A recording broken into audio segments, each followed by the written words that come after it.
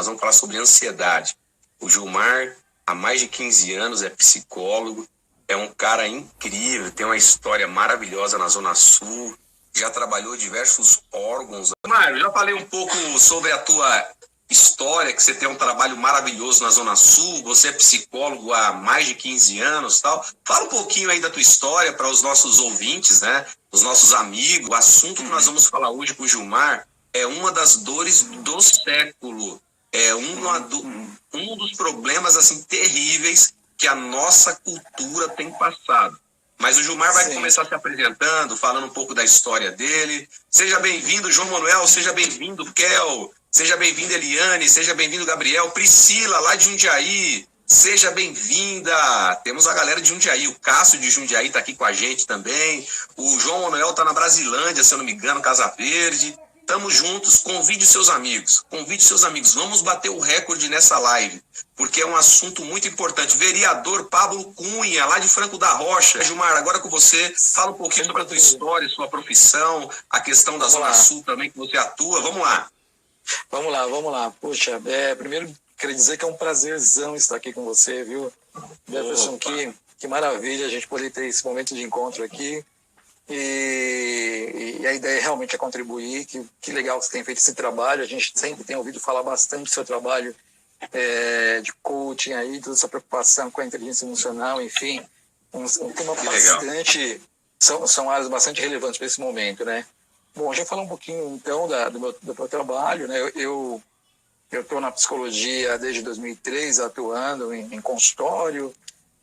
Passei por algumas instituições aqui na Zona Sul, passei na Zona Norte também, na instituição da Zona Norte. Legal. Enfim, tenho atuado aqui na Zona Sul já há algum tempo. Atualmente eu sou pós-graduado em Dependência Química pela Unifesp, também sou pós-graduado pela Faculdade de Filadélfia, Universidade de Filadélfia, em Teologia Urbana, né? Fiz uma pós em Teologia Urbana. Também fiz uma pós em intervenção e prática sistêmica na terapia de familiar de casal pela Unifesp. Atuo hoje eu estou estudando também na Unifesp, fazendo um mestrado em saúde pública, né? Estou fazendo hoje um mestrado nessa área, também estudando na questão de dependência química e família. Enfim, estou por aí. Participo hoje, eu sou membro também do ATEFAC, né, que faço parte da diretoria do ATEFAC também, que é uma associação dos terapeutas familiares que saíram da Unifesp. Enfim, fiz gestão de CAPS, álcool e drogas, passei pela coordenadoria de atenção às drogas, secretaria executiva do Comuda, do Conselho Municipal de Álcool e Drogas, atuei no CONED, Conselho Estadual de Álcool e Drogas também. Enfim, tô aí. Um detalhe, eu vi que você também participou do desenvolvimento de um livro, né? Eu participei do desenvolvimento do livro do Cratod, né? Eu participei. O Cratod lançou um livro. O Cratod é o Centro de Referência de Álcool, Tabaco e Outras Drogas aqui de São Paulo. Eu participei da escrita do livro do Cratod, de 15 anos do Cratod. E também participei de um outro livro que é de terapia familiar. Tem um texto lá também sobre isso. Enfim, aí atuei participei desses dois livros aí com alguns outros profissionais. Esse rapaz é uma enciclopédia, rapaz. Porque agora tá fazendo mestrado. Cara, agora tô fazendo mestrado, Agora tô fazendo mestrado, eu gosto de estudar, né? E tem sido muito bom, tenho aprendido bastante aí, continuo nessa. Aliás, trabalhar com pessoas é sempre um desafio, a gente está sempre aprendendo coisas novas, e aí eu acho que o estudo é sempre necessário, né? Sempre necessário. Vamos lá, com certeza. E eu me sinto honrado em tê-lo aí no hall de amigos, parceiros. Realmente é uma honra recebê-lo aqui. E como todos que estão aqui nos vendo, né? A hora desse psicólogo é caro, pessoal, porque olha só o tanto de conhecimento. Quanto mais formações, quanto mais especializações, mais caro é a hora do rapaz. Então, olha só, se você viu que vale a pena ouvir esse mestre, esse poço de sabedoria que nós acabamos de ver, compartilha com seus amigos, convida, que assim vai ser um presente para todos nós ouvir o Gilmar falando sobre ansiedade. Vamos começar a nossa entrevista. Mais uma vez, é uma honra, vamos lá. Ansiedade. Como que se explica ansiedade? O que é ansiedade? Vamos lá, vamos começar de uma forma bem básica para que as pessoas possam amadurecer o contexto e entender o que é ansiedade. Vamos lá. Pois não, então vamos lá, vamos entender um pouquinho dessa ideia da ansiedade, né? Primeiro, é importante a gente entender, a gente tem, na verdade, um momento muito tênue na nossa história, né? Não só por causa do que a gente está vivendo hoje desse isolamento social, enfim, do coronavírus, mas também, eu acho que antes disso, a gente tem uma espécie de patologização de qualquer tipo de comportamento, né? E as pessoas realmente estão tomando mais medicações por qualquer tipo de comportamento, que seriam até coisas, algumas delas naturais. Então, a gente vai começar aqui a nossa conversa colocando aí uma diferença entre a ansiedade considerada como um comum à vida, né? Um quadro comum à vida, então, e de uma ansiedade do ponto de vista de transtorno, de doença, né? Porque as pessoas, às vezes, qualquer coisa que a pessoa sinta, não, estou ansiosa, eu tô com problema de ansiedade, eu tô fóbica, estou com problema de fobia, e na verdade não é, você tem uma diferença. Então, a ansiedade, na verdade, é uma espécie de receio, uma espécie de medo por alguma situação que se dá no futuro. Então, você tem algum enfrentamento que você possa fazer, seja alguma situação que você vai vivenciar, que você está pensando na situação, e se você começa ali, diante daquela situação, causar um certo medo, um certo desconforto por aquela situação. Então, as pessoas, de forma geral, você pode ter ansiedade, né? Então, por exemplo, se você vai fazer uma entrevista, é natural que você fique um pouco ansioso em função da entrevista. Poxa, como é que será essa entrevista? Será que vai ser... vamos fazer uma entrevista de emprego, quais perguntas a pessoa vai fazer? Será que vai ser uma coisa, vou sair bem, não vou sair bem? Como que será essa pessoa que vai entrevistar? Como serão as pessoas que estarão junto nessa entrevista? Vou fazer uma fala, por exemplo, numa universidade. As pessoas estão mais acostumadas a falar em público, tudo bem, você termina se acostumando, né? Hoje a gente termina, imagino que eu também tenho esse costume de falar em público, a gente termina já sendo uma condição mais comum. Mas possa ser que em algum momento você vai falar para um determinado público que você possa entrar ali um certo desconforto diante daquela situação. Então você começa a pensar de como que você fica numa situação de ansiedade. Então, essa ansiedade por aquilo que vai ocorrer. Se você tem alguma situação que você está um pouco apreensivo, é uma ansiedade normal, tá? É uma questão que faz parte do ser humano ter esse tipo de ansiedade. Então, isso aí você não vai em nenhum momento falar, não, eu estou com problema de ansiedade. Não, isso faz parte de uma situação em que você esteja apreensivo diante de você precisa ter um enfrentamento, de uma circunstância para você possa ser desconhecida, enfim, isso é normal, né? Agora, a gente precisa observar o que a gente chama dos transtornos de ansiedade, né? Então, os transtornos de ansiedade, ele se caracteriza por algumas situações, né? Uma das coisas que a gente observa na ansiedade é que ele inclui, na verdade, situações que compartilham o medo, a ansiedade e comportamentos relacionados, comportamentos que perturbam uma pessoa.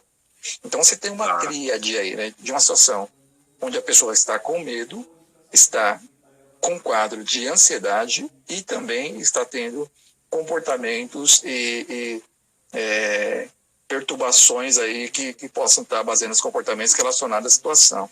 Então, o que seria isso? Só para a gente poder fechar essa primeira fala aqui, né, para a gente poder ir conversando.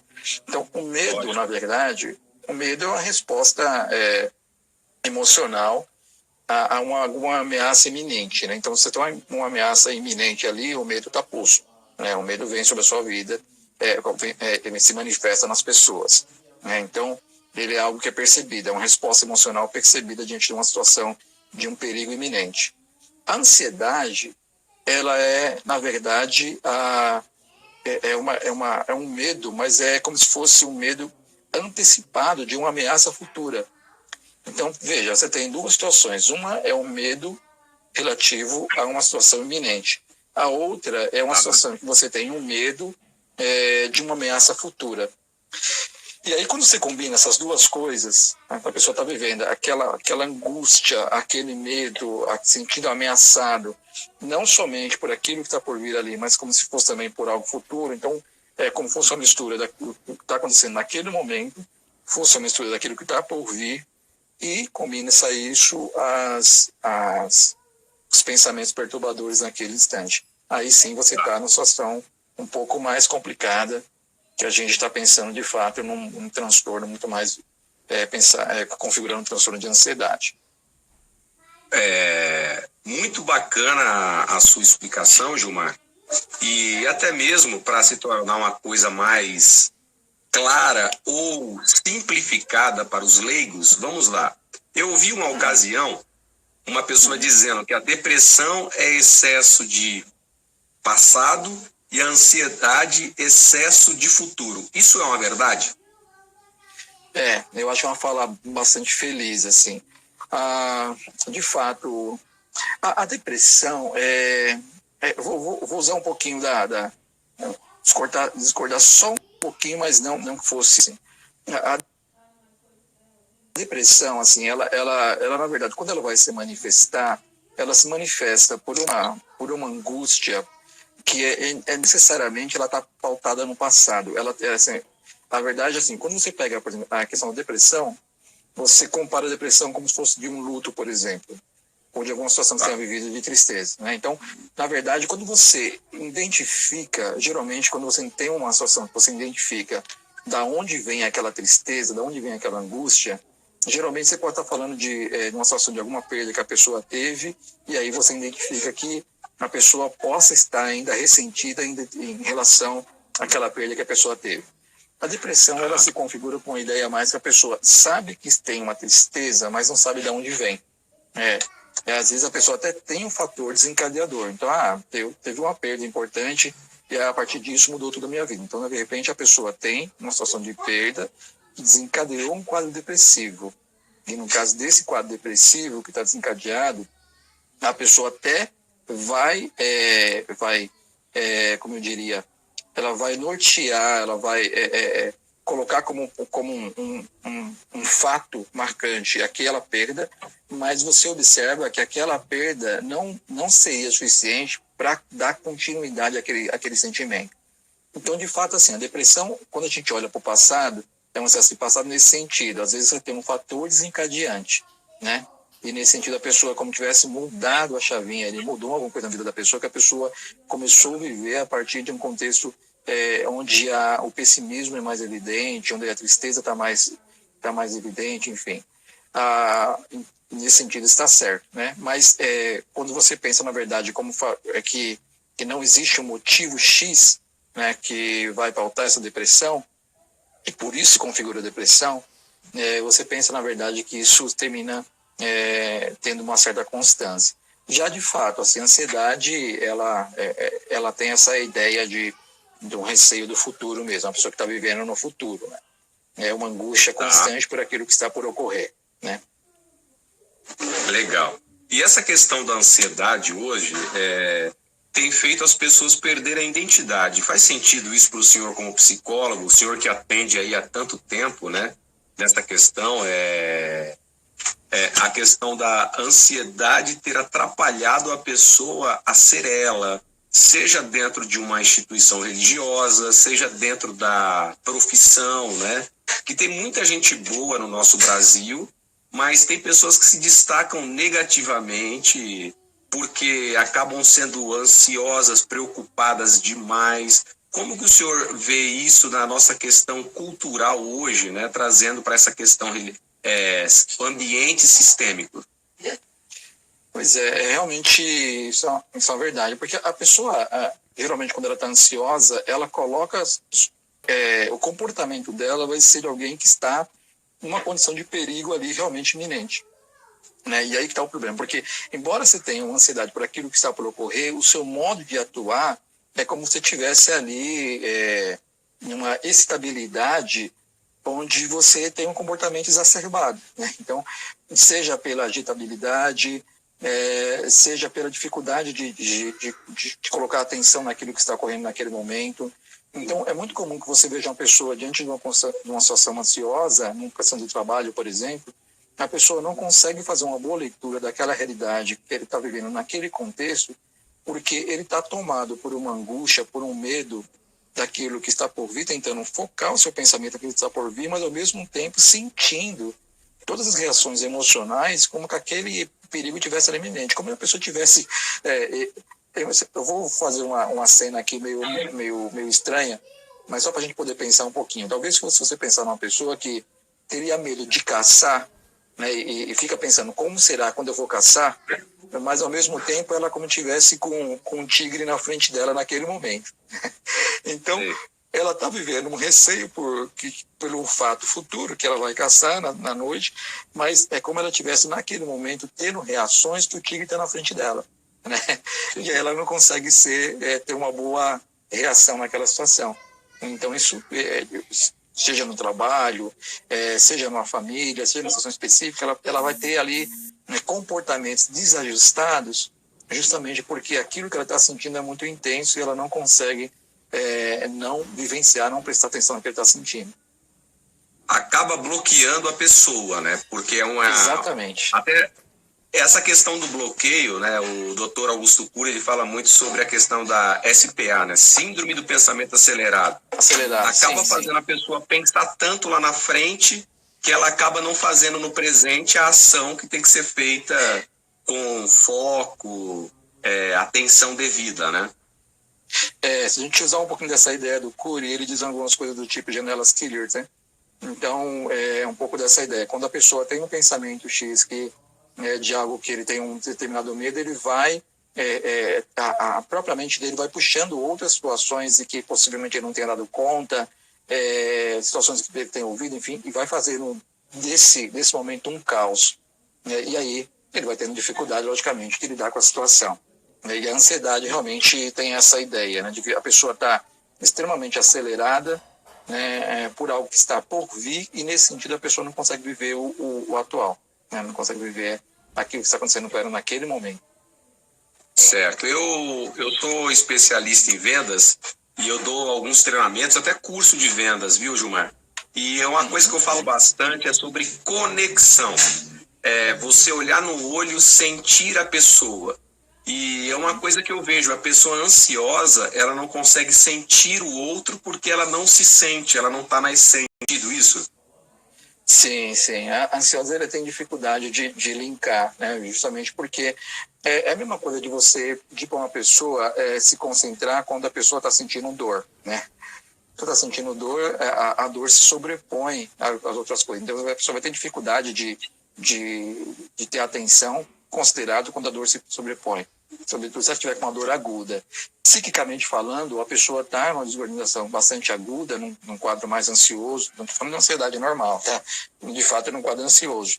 Então, a pessoa está vivendo situações, coisas do tipo, você pegar. Então, a pessoa está vivendo uma excitabilidade autonômica, então tudo está funcionando mais rápido no organismo, a pessoa às vezes está disparando o coração, está ficando ofegante, o músculo contrai. Então a pessoa está na situação ali, num quadro que fica realmente difícil a pessoa se conectar, porque ela está não conectada consigo mesma. Na verdade, eu achei legal a sua colocação.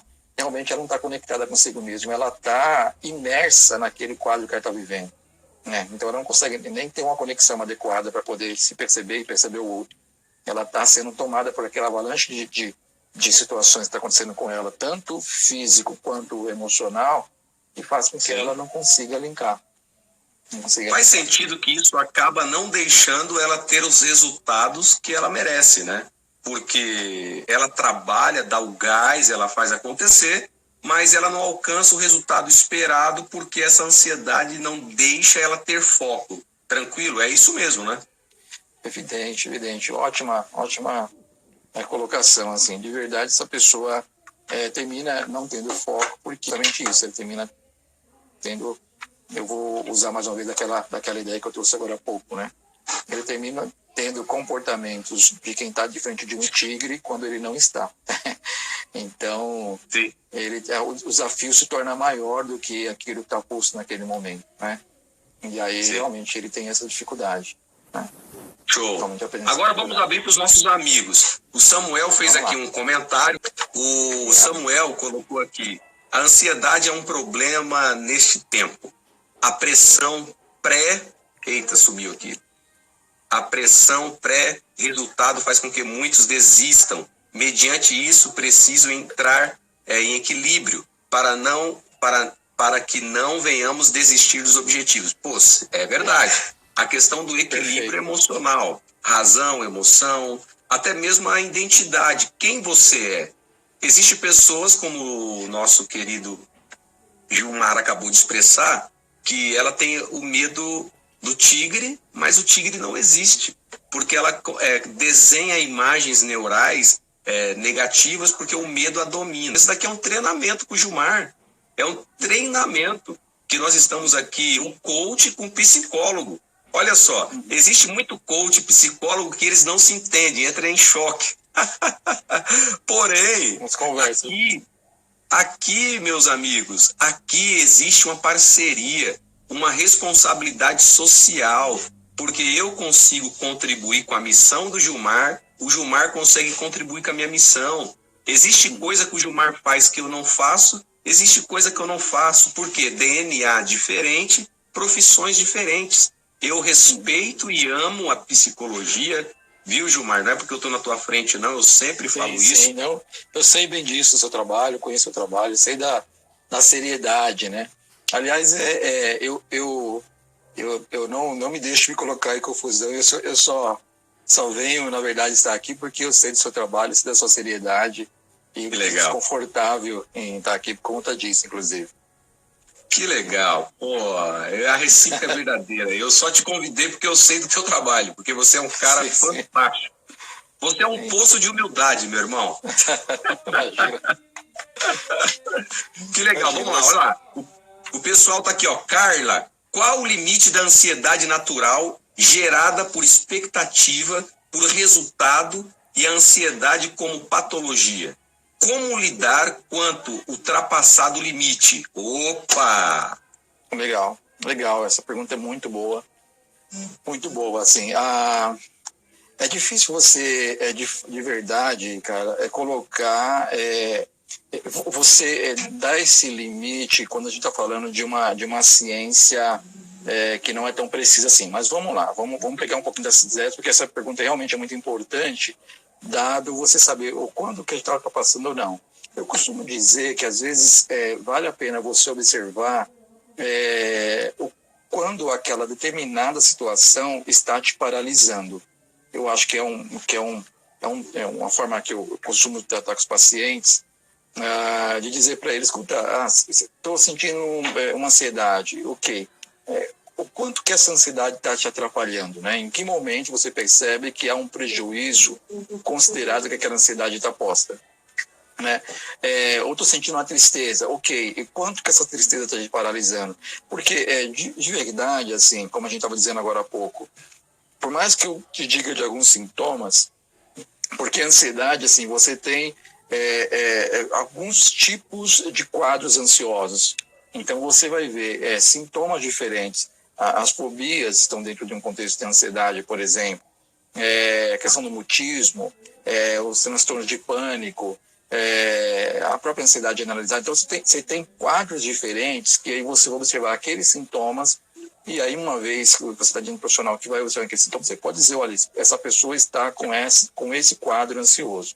De todo modo, essa angústia, esse medo do futuro, falando de ansiedade, seria legal você observar quando isso está começando a trazer algum prejuízo. Então, por exemplo, eu precisava fazer uma defesa diante de uma entrevista que eu fiz, e eu percebi que eu paralisei, eu não consegui concatenar as ideias, ficou muito difícil concatenar as ideias, eu não consegui me colocar, fui indevido, enfim. Eu fui fazer uma conversa com alguns clientes e também não consegui, eu estava tão acelerado que eu não consegui fazer um bom discurso, fui fazer uma aula, fui encontrar com uma pessoa, enfim.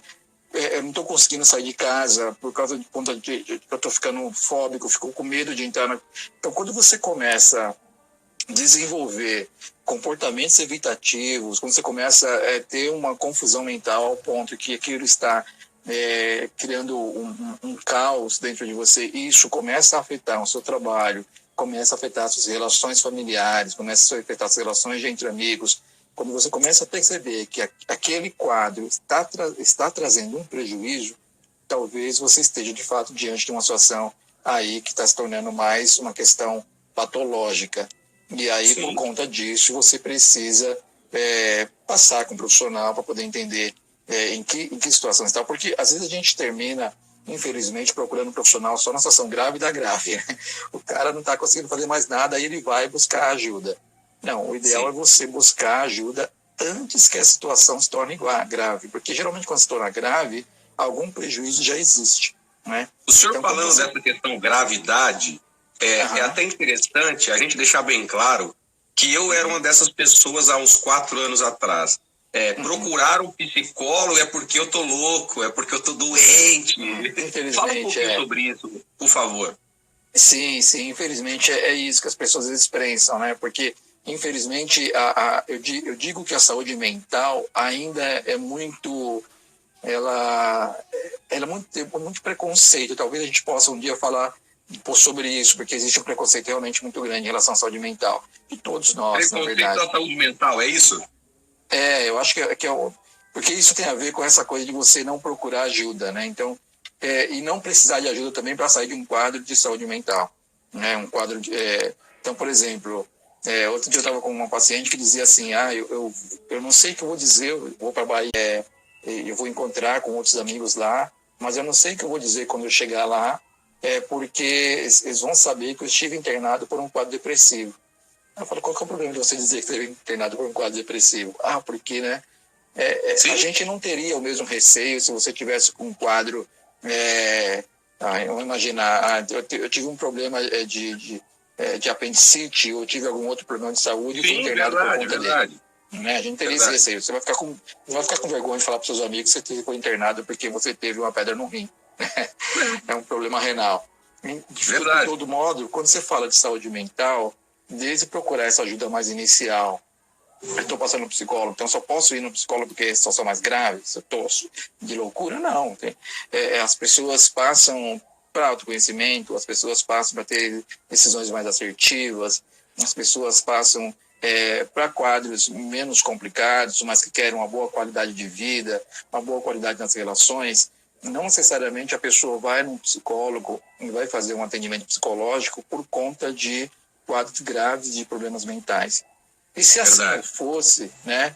Se assim o fosse, ainda assim seria legítimo. De qualquer modo, o ideal seria que a pessoa não deixasse ficar numa situação mais grave, porque geralmente quando ela deixa, já tem prejuízo, como eu estava dizendo. E aí, por conta disso, a pessoa termina tendo dificuldade de acolher na história que ela não precisaria se ela tivesse um quadro, um cuidado mais preventivo, né? Sim, até mesmo aquela questão, né? Todo mundo nasceu para ser feliz. E uma questão de uma patologia ou de uma dor emocional pode atrapalhar a pessoa ser feliz e pode atrapalhar a pessoa construir o sucesso que ela merece, não é verdade? Sim. Se a pessoa não cuida, seja ela qual for a doença, ela vai ter uma dificuldade na qualidade de vida, seja ela qual for a doença.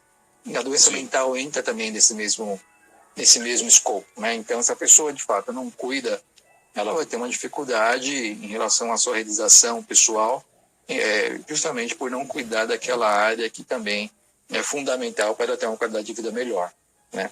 Sensacional. Tem aqui a Camila. É muito triste viver com ansiedade. Você se sente incapaz de conseguir as coisas. Camila, você sofre com essa dor emocional? Coloca aqui.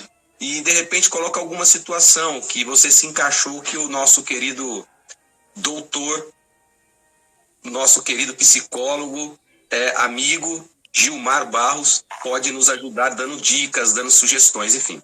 Olha só, o JK Mendes. A ansiedade é uma doença e um pecado. Como podemos controlar a ansiedade e evitar o estrangulamento que ela causa em nossos dias? Meu Deus.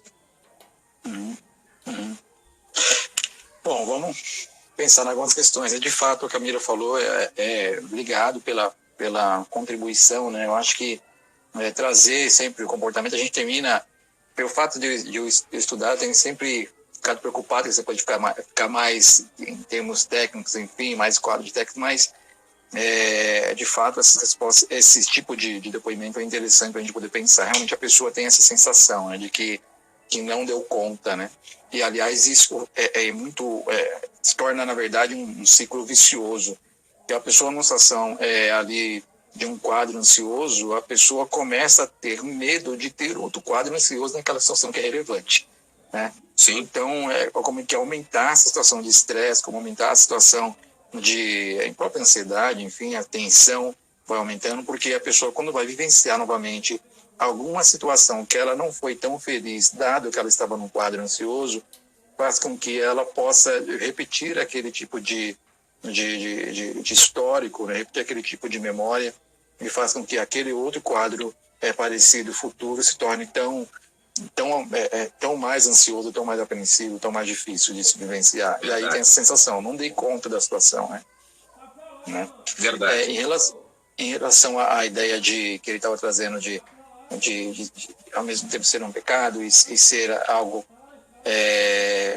doentio, né? Eu costumo dizer que eu não vou entrar aqui nas questões religiosas, de qualquer modo, o que na verdade o pecado está muito mais relacionado ao caráter, muito mais relacionado à questão moral, né? Um quadro doentio não necessariamente está relacionado a uma questão de caráter, a uma questão moral. Um quadro doentio, a pessoa vivencia em função daquilo que a pessoa está sentindo naquele momento, né? De outro modo, assim, é importante, talvez a ansiedade que às vezes as pessoas falam que está relacionada à questão religiosa, está muito mais essa apreensão que as pessoas têm de querer passar o carro na frente dos bois, né? De querer tomar decisões que são inadequadas, sem controlar essas decisões, e aí sim sendo indevido, mas aí por não conseguir gestar a sua vida, e não necessariamente porque está falando de um quadro ansioso. O quadro ansioso que a gente fala é um quadro ansioso realmente muito mais voltado a uma questão patológica do que a uma questão de ansiedade normal. Uma pessoa que antecipa as questões da vida como sem necessidade houvesse, por uma questão mais de uma ansiedade normal, sim, a pessoa está vindo de forma desajustada. Mas quando a pessoa está num quadro ansioso, a pessoa está vivendo uma situação que ela muitas vezes não tem domínio sobre aquela situação. Ela está sendo tomada por uma situação que ela não consegue dar conta, salvo se ela passar por um processo, depois você passa por um processo terapêutico, obviamente, que ela vai conseguir entender melhor como lidar com algumas situações. Mas fora desse contexto, ela não consegue lidar de forma tão bem assim como se espera. Samuel falando, ansiedade é um fator chave para depressão. Faz sentido essa questão, pastor? É uma pergunta do Samuel. Ansiedade é um fator chave para a depressão?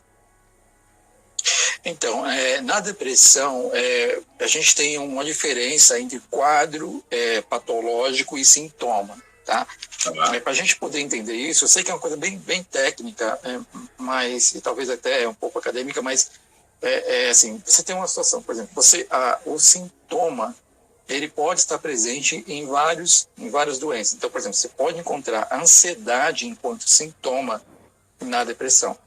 Então, às vezes ela pode se tornar assim um quadro de manutenção da depressão, ou um quadro que possa estar presente, desencadeando, enfim. Então, você pega uma pessoa que é depressiva, às vezes ela fica ansiosa, né? Às vezes tem dificuldade de insônia, muitas vezes, ou dorme bastante, mas geralmente a insônia está mais presente num sintoma ansioso, enfim. A pessoa que está depressiva, às vezes ela tem um quadro ansioso, sim, né? Mas isso é sintoma. A ansiedade, porque a gente poderia falar ao contrário também. Por exemplo, quando a pessoa fala aí, quando acho a Carla que colaborou dessa forma, não estou vendo aqui os escritos, mas eu acho que a Carla falou sobre isso, quando ela fala de que ela se sente que não deu conta, se sente que não, diante daquela situação, ela se sente que não não falando dela, mas dizendo que uma pessoa que passa por ansiedade, às vezes percebe que não deu conta da situação, esse não deu conta pode estar ligado a uma ideia mais de um sintoma depressivo. Então, vamos imaginar dois quadros. Um quadro ansioso, onde a pessoa possa apresentar em algum momento um sintoma depressivo, dado que ela ficou triste por alguma situação que ela viveu, sentiu ali um pouco mais de dificuldade, enfim, e está um pouco mais numa condição de tristeza, de pessimismo diante daquilo que ela viveu.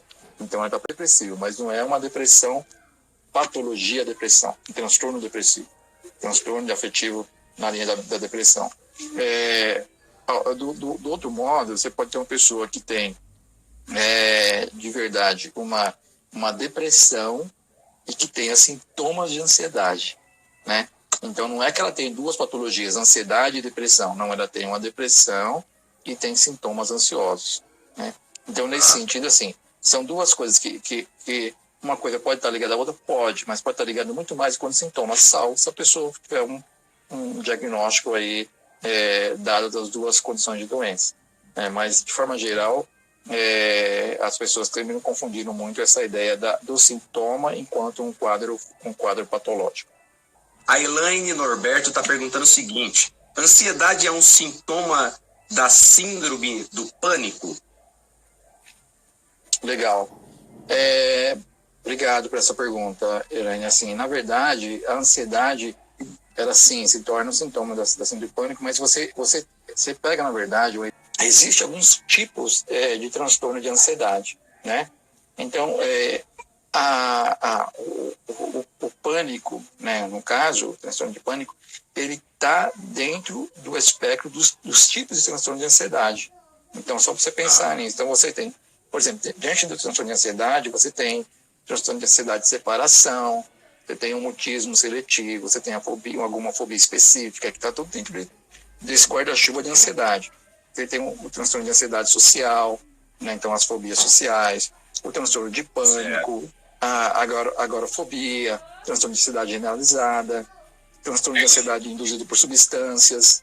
Né? Então você tem outros tipos de transtornos que dentro desses, que ela falou a questão do pânico, né, no caso, que tem a ver com a ansiedade. Então você tem realmente sintomas ansiosos, porque você está falando de um quadro de ansiedade, de uma situação específica, né? Então o pânico é uma das formas de manifestação de um quadro dos transtornos de ansiedade, né? Então, se a gente fosse pensar em forma de psicopatologia, seria um pouco disso, assim.